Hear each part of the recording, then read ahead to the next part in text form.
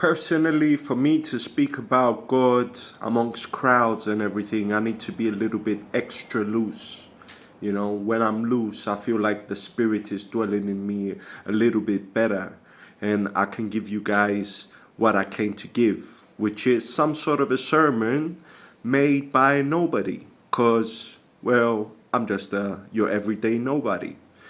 But what I know is that God exists throughout my endeavors. Not only have I met God, but we had multiple conversations.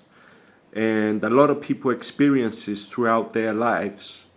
But, not but, I managed to stay faithful as much as I can because the everyday troubles will come. But how you face everyday troubles accordingly is also a part of God's wisdom.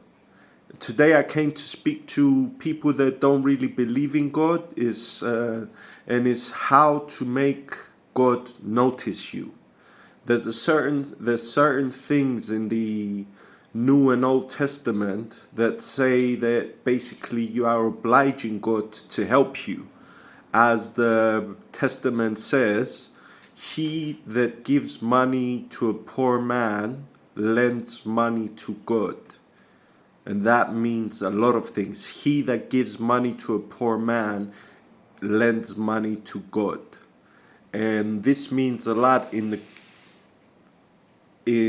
every context you say. It means like you lend in God. Picture about that. You lend in God money. So God is sort of like obliged to help you. Another part in the Testament, say you might not believe in God. You might not believe in anything, but you believe in doing the good thing, okay? You were neutral in terms of religions. You was a put together person, and in general you did some greater good in this earth. So to this, I think the testament applies to you, to the worker. His payment is given. The worker, his payment is given by all means, not as a gift. We give it to him. God is going to give you your payment because he has to give you your payment. He's obliged to give you your payment, not because he's going to give it to you by grace. And this is in the Testament, and there's going to be a lot of contradictions over this, but it is in the Testament.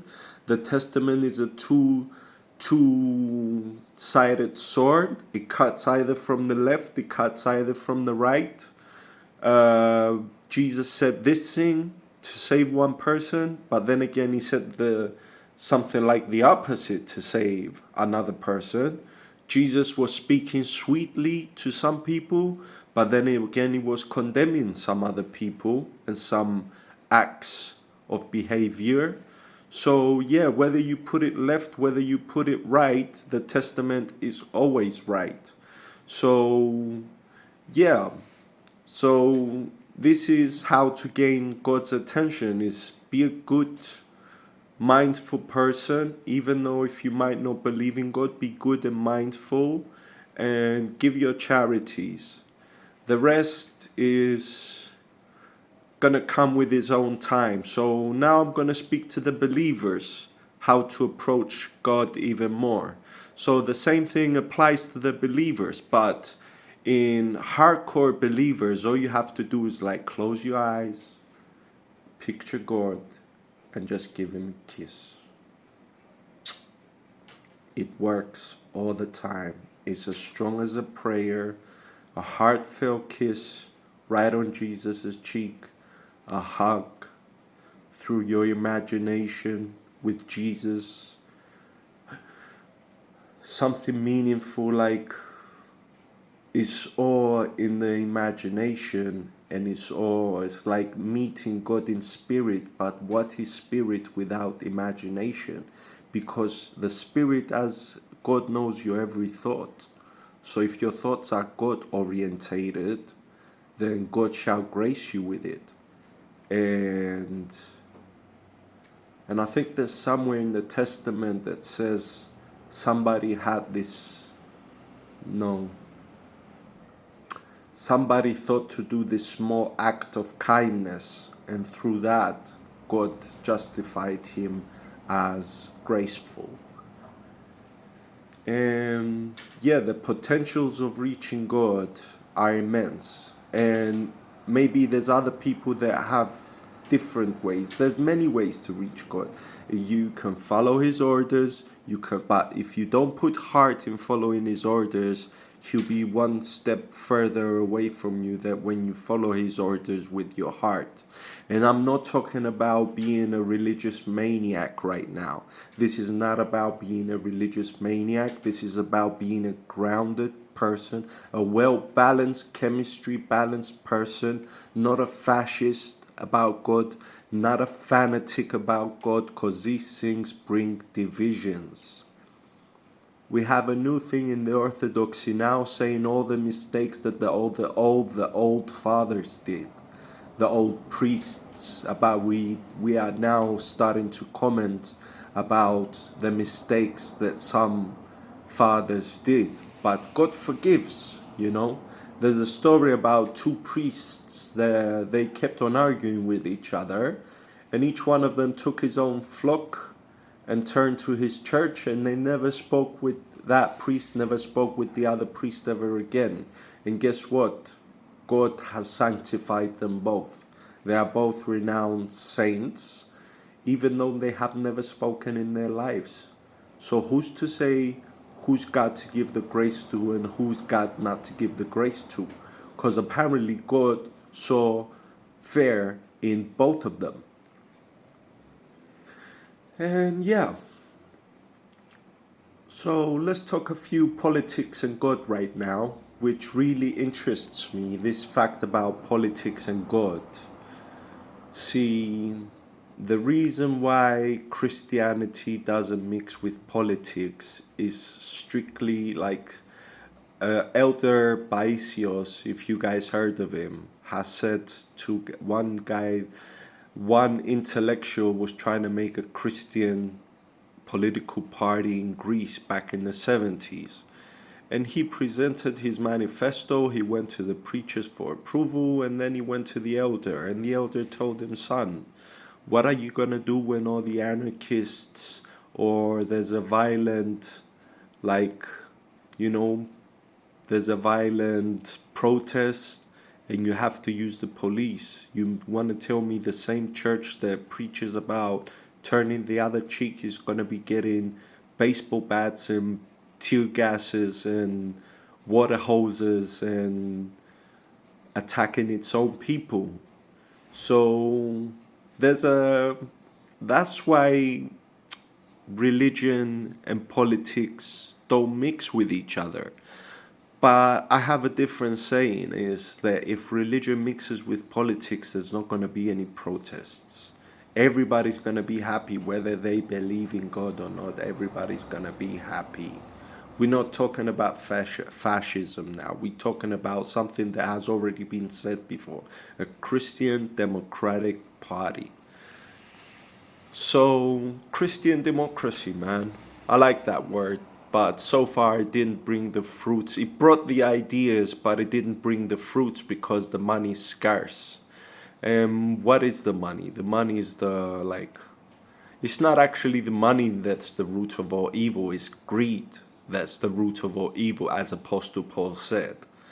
And I think, me personally, I think that the governments should make separate funding for separate reasons, and the governments should invest more into smaller countries so they can gain more while setting up separate funds to help the internals of each country. What I'm talking about now, that is in Cyprus, yeah, we have good relationships with Syria.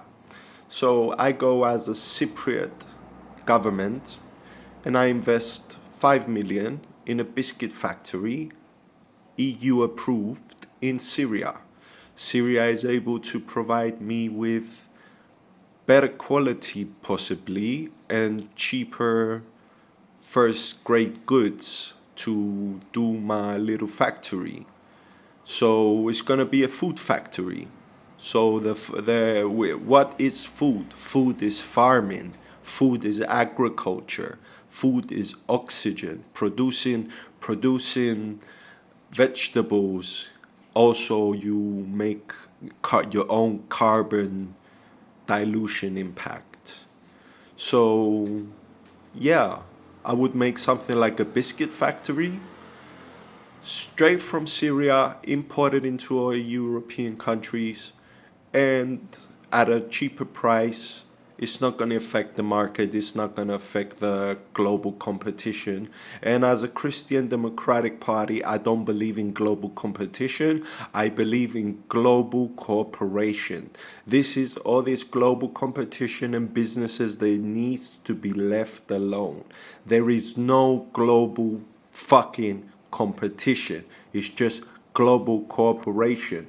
You want to make this end the day faster? Talk about global cooperation. Don't be talking to me about global competition before I start cursing all over this motherfucker. Because I had it. But I'm not going to lose my composure. I'm going to go back to politics. So it's all about global cooperation, not global competition. And this is not from me. This is me freestyling and God giving me the knowledge. And I make this unscripted, prepared, and well prepared for y'all to enjoy. So I think I said my words that I needed to say for today. I'm going to leave you with a God bless. Everything I said was from God. If I made any mistakes, forgive me. I'm still a human. We were talking about God and problems before. So I hope you find your way to reach God a day earlier. And I wish people of all tribes, all denominations, and all body structures peace, bless, and eternal love throughout your life. Amen. Bye-bye. See you in the next episode. Oh yeah, one more thing. Don't forget to like and subscribe if you like the video. If you can subscribe, it will be a little bit more helpful to the channel. Thank you. Bye-bye.